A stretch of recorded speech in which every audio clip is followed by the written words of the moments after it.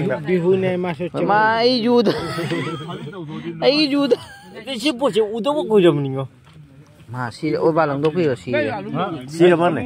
Si lang Si tu. ni. Lang tu orang kelas. Masih am di. Hello.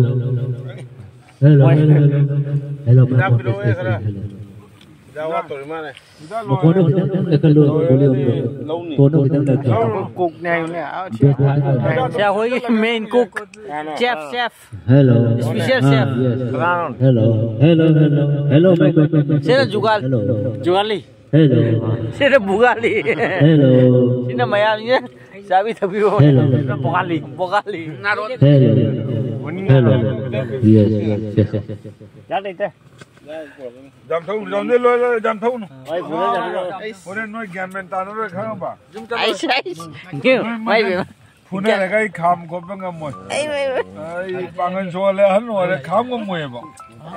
Nah, orang orang di kham dah.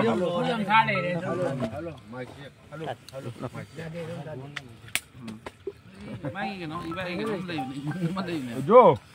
Nang lala di em dang di. Oh Jo. Jo. I love you. Eh.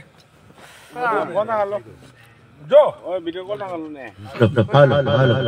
Hello my sis. 1 2 3 4. Hello my sis. Hello.